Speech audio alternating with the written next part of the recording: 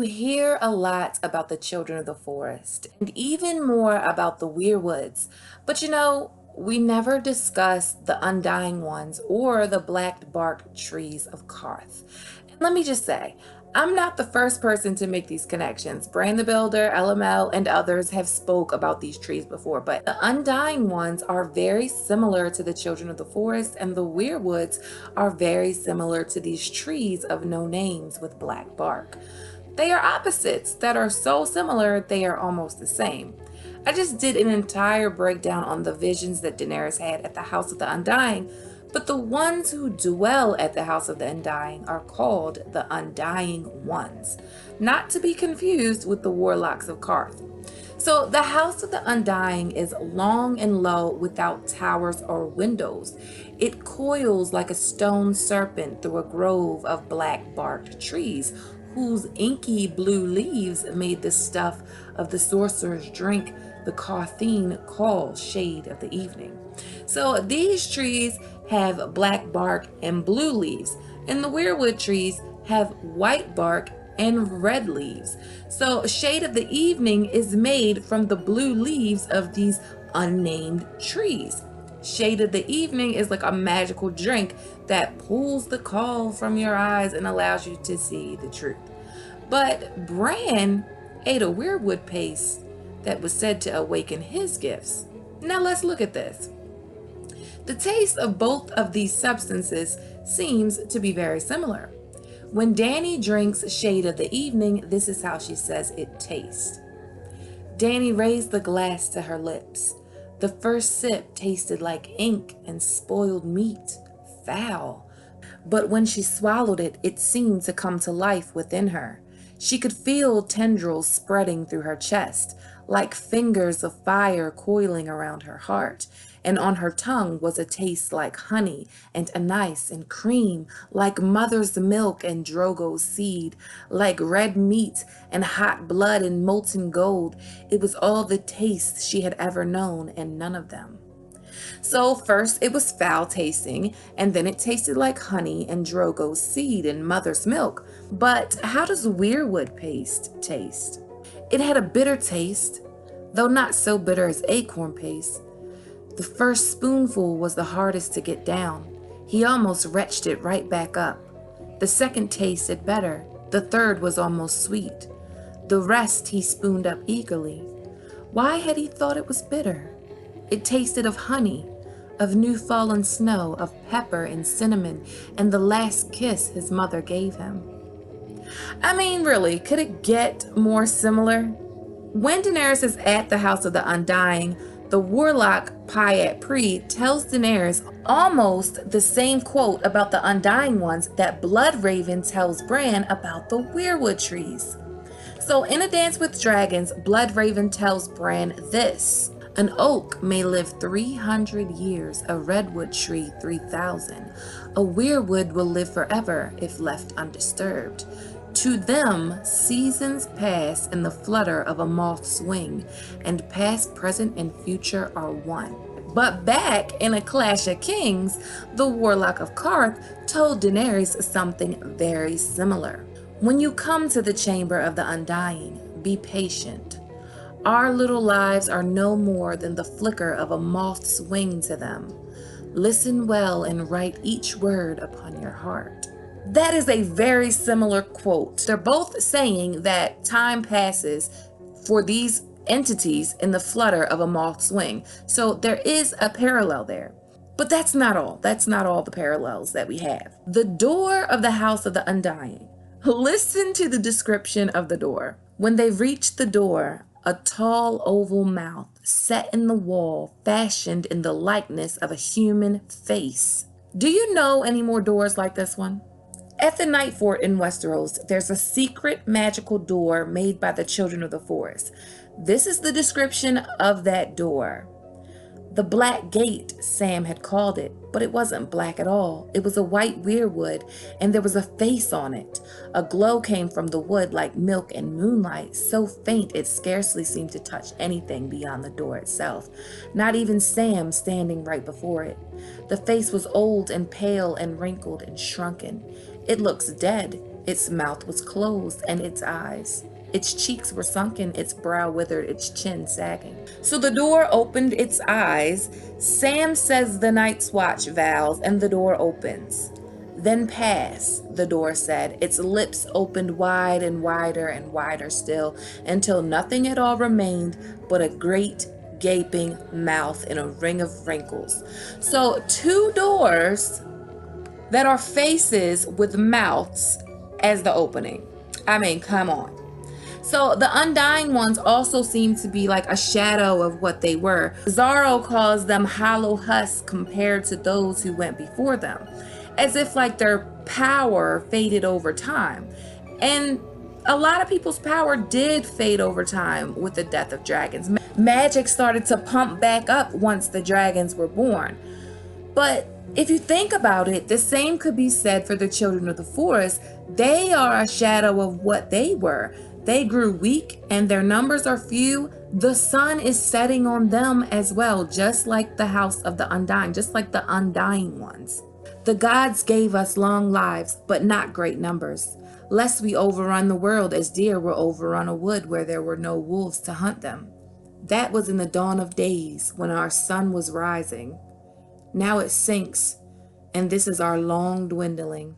So the children of the forest, the warlocks of Qarth, the green seers, their powers are dwindling. Their powers are dwindling. When Daenerys is at the House of the Undying, she thinks that the Undying Ones are actually dead, but they tell her that they live. Dany listened to the silence. None of them are breathing, and they do not move, and those eyes see nothing. Could it be that the Undying Ones were dead? Her answer was a whisper as thin as mouse whiskers. We live, live, live. Myriad other voices whispered echoes, and no, no, no. So they look dead, but they say they live. In the cave that Bran is in, there are children that look dead as well. He crossed the slender stone bridge that arched over the abyss and discovered more passages and chambers on the far side. One was full of singers enthroned like Brendan in nests of weirwood roots that wove under and through and around their bodies. Most of them looked dead to him. Not only them, but Bloodraven also looks dead. Bran thinks he looks like a corpse. Seated on his throne of roots in the great cavern, half corpse and half tree, Lord Brendan seemed less a man than some ghastly statue made of twisted wood, old bone, and rotted wool. The only thing that looked alive in the pale ruin that was his face was his one red eye, burning like the last coal in a dead fire. Like Bloodraven has mushrooms growing out of like the side of his jaw. So I mean, he's dead. Like they've said that he doesn't eat, he doesn't drink, and he just lingers. His mortal life has left him and he's lingering in the wood. The similarities between the Undying Ones and the children of the forest are just crazy. Like they're similar, but they're opposite. It's so weird. The children of the forest say that their caves go to the center of the earth. The caves were timeless, vast, silent. They were home to more than 70 living singers and the bones of thousands dead, and extended far below the hollow hill. Men should not go wandering in this place, Leaf warned them.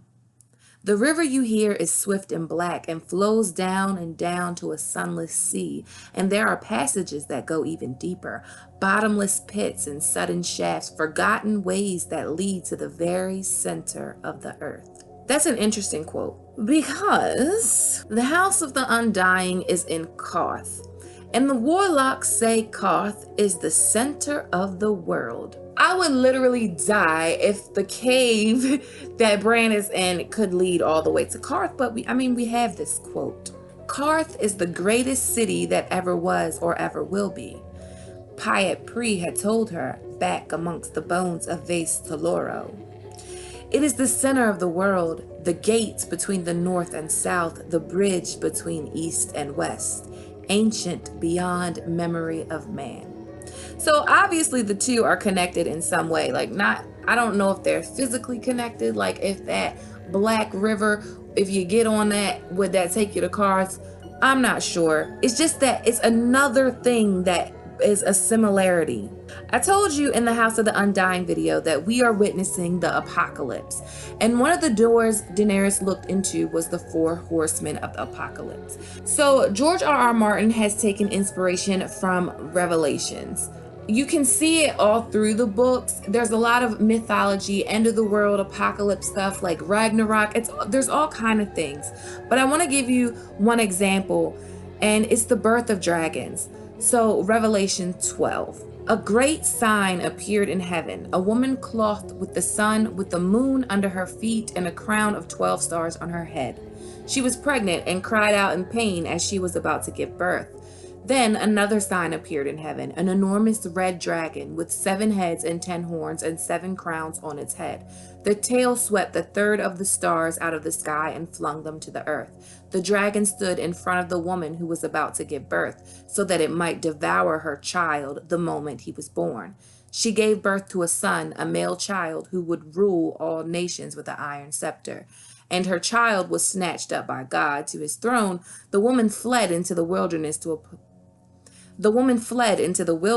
place prepared for her by God, where she might be taken care of for 1,260 days. So George took that, made it his own, and it was the birth of dragons. Daenerys sees the red comet, the sign from heaven. This happens at Khal Drogo's funeral pyre. Drogo is her sun and stars, and she is the moon of his life.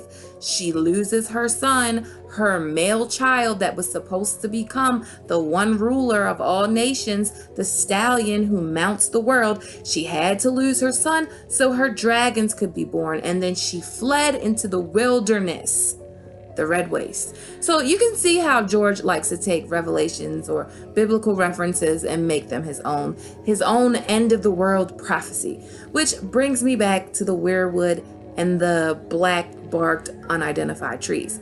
So in Revelations, there are also 2 trees.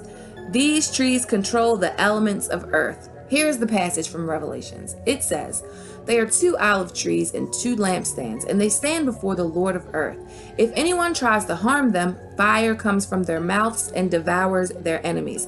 This is how anyone who wants to harm them must die. They have the power to shut up the heavens so that it will not rain during the time they are prophesying, and they have the power to turn the waters into blood and to strike the earth with every kind of plague as often as they want." This is very similar to the Weirwoods, or the Children of the Forest. The Children of the Forest are known to be able to affect the elements, bring down the hammers of the waters, cause plague, as in create White Walkers. They are definitely plague and death. But there are 2 olive trees. So if there's the Weirwood, then the other tree must be this black bark, blue-leaved tree that is very similar to the Weirwood. So the Weirwood and this unidentified black tree may be the 2 olive trees of A Song of Ice and Fire in George's own Revelations. Because in the end, every song has its balance. So what could all of it mean? Well, I started to look deeper into the Undying Ones and the heart in the chamber. Now this is crazy. And I think there's even more layers here when I start pulling back these layers after layers after layers. There may even be some relation to the Gemstone Emperors and the Great Empire of Dawn in all of this. But the duelist powers at work is what I think we see happening. When Daenerys enters the chamber of the Undying Ones, there's a heart. A long stone table filled this room. Above it floated a human heart, swollen and blue with corruption, yet still alive. It beat, a deep, ponderous throb of sound, and each pulse sent out a wash of indigo light. Now think about this.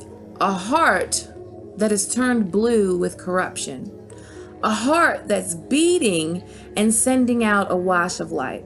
What does that remind you of? It reminds me of the duelist battle, the Lord of Light versus the Great Other. So maybe I'm just drinking too much shade of the evening. I tend to do that, but let's just look at it. Let's just look at this. The Lord of Light, the fiery heart, R'hllor. R'hllor, she sang in a voice loud and clear. You are the light in our eyes, the fire in our hearts, the heat in our loins. Yours is the sun that warms our days. You're the stars that guard us in the dark of night. R'hllor is literally called the heart of fire. So imagine this heart on the table that Daenerys is seeing. These undying people are standing all around this heart on the table. This heart is pulsating light, okay? But the heart is also blue with corruption. So could that be symbolizing the battle between the ice and fire gods of this story?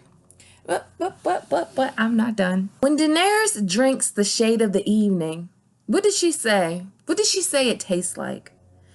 She could feel tendrils spreading through her chest, like fingers of fire coiling around her heart. So the Lord of Light has a champion of fire that will bring on a summer that never ends. So I ask you this. If the black bark trees and inky blue leaves and undying ones are somehow related to the Lord of Light, then who is their enemy? Is it the Great Other? Knowing the Undying Ones and what we know about them, if their enemy is the Great Other, is the Great Other really bad? Because it's said that the Great Other wants to bring about the darkness that never ends. The sun will hide its face for generations. Melisandre says this about Bran and Bloodraven. The dark recedes again for a little while, but beyond the wall the enemy grows stronger. And should he win, the dawn will never come again. She wondered if it had been his face that she had seen, staring out at her from the flames. No, surely not. His visage would be more frightening than that, cold and black and too terrible for any man to gaze upon and live. The wooden man she had glimpsed, though, and the boy with the wolf's face, they were his servants, surely. His champions as Stannis was hers. So it makes you wonder, is the Night King really as bad as we think? Melisandre says that the darkness is evil, but Bloodraven says the opposite. Never fear the darkness, Bran. The Lord's words were accompanied by a faint rustling of wood and leaf, a slight twisting of his head. The strongest trees are rooted in the dark places of the earth. Darkness will be your cloak, your shield, your mother's milk. Darkness will make you strong. So what I think we have going on here is opposites that attract and oppose and balance one another. You cannot have darkness without light, and you cannot have light without darkness. So we have always wondered why the White Walkers came back and what they wanted. Maybe they wanted to stop R'hllor and its followers from upsetting the balance of ice and fire. If Daenerys is the champion of fire, which all the Red Priestess think that she is, and Bran is the champion of darkness, will they be opposing forces, or will they have to work together to sing a song of ice and fire and restore balance to the realm? Fire can't triumph over ice, and ice can't triumph over darkness. They can only exist equally, and all of these things are connected. But I want to know what you think. Could the Lord of Light be tied to the Gemstone Emperors, Undying Ones, and the Champions of Fires? And could the Weirwoods, Children of the Forest, and Bran be their opposition?